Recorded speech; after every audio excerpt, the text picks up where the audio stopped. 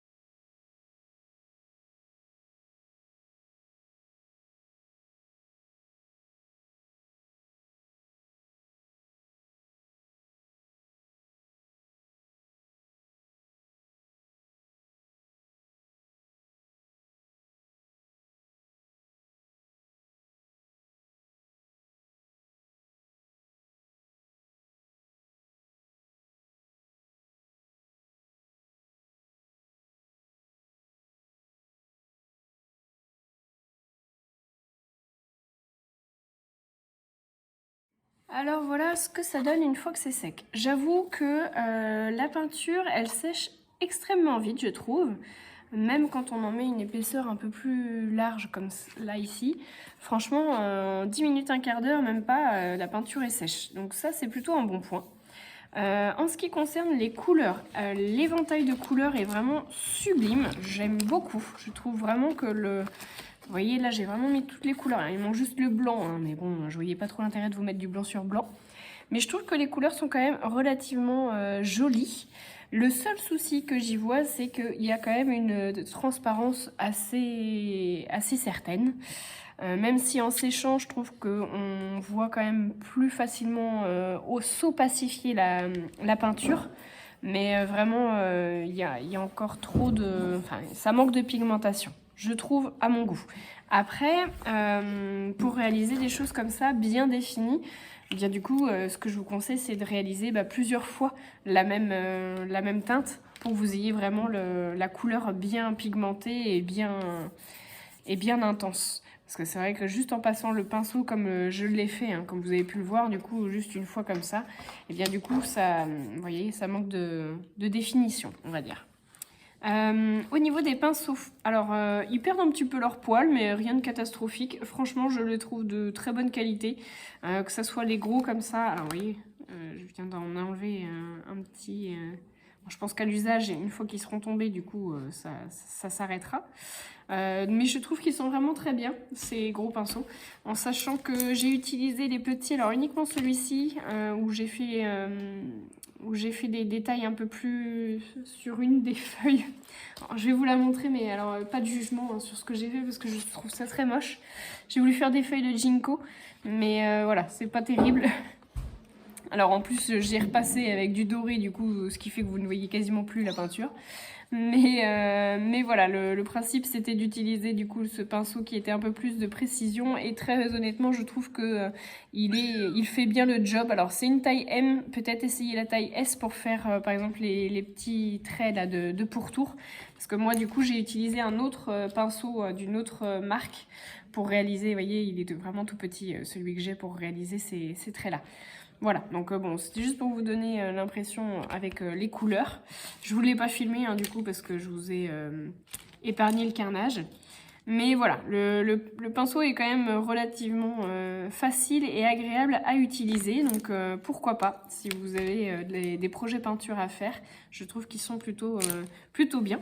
Et à la fin, du coup, vous avez dû voir que j'ai réalisé un petit arc-en-ciel. Alors du coup, je l'ai fait sur les 2 pages en face à face. J'avais dessiné une petite fleur que vous avez dû voir effacée.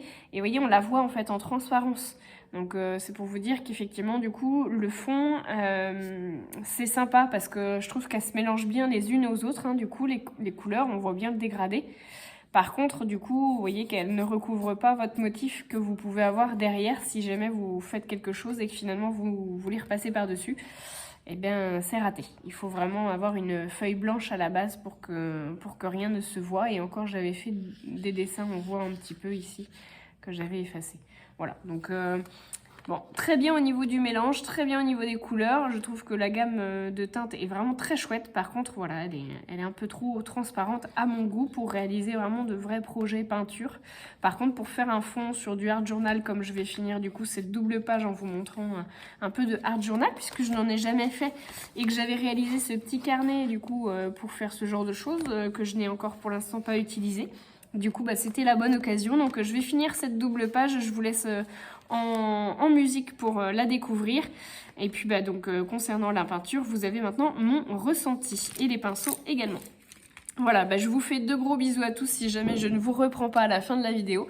Et puis, je vous dis à très bientôt pour de nouveaux tutos. Restez bien pour avoir la suite.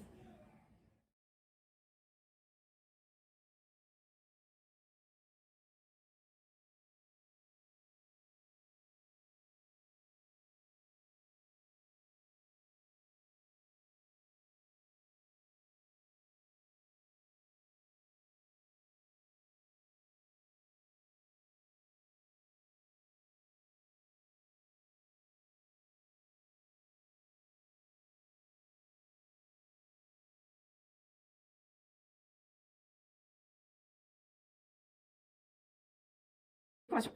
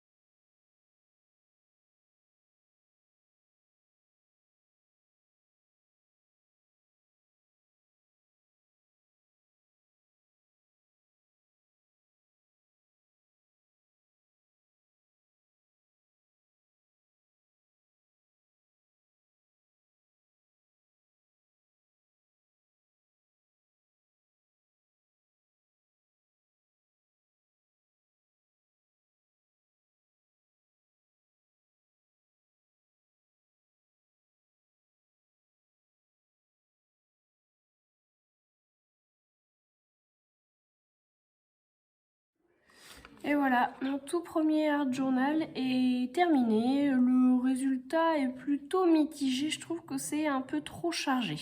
J'ai fait baver toute l'encre ici. Là, j'ai mis cette fleur-là qui, je pense, est en trop. Je pense que ça aurait fait plus joli si on ne l'avait pas mise. Et puis les garçons, j'aurais pu les centrer du coup. Donc voilà, bon, bah, quelques petites choses à redire, hein, mais n'hésitez pas à me laisser vos petits commentaires, un petit pouce en l'air si vous avez aimé du coup cette vidéo. J'espère qu'en tout cas le test de la peinture vous aura plu, à défaut que le art journal vous plaise. En tout cas, moi je me suis bien amusée, je trouve que c'est un bon exercice pour lâcher prise et puis laisser faire son imagination. Voilà, en n'en mettant pas trop. Voilà, si je peux donner un conseil, c'est ça pour résumer. Je vous fais de gros bisous à tous et je vous dis à très bientôt pour de nouveaux tutos.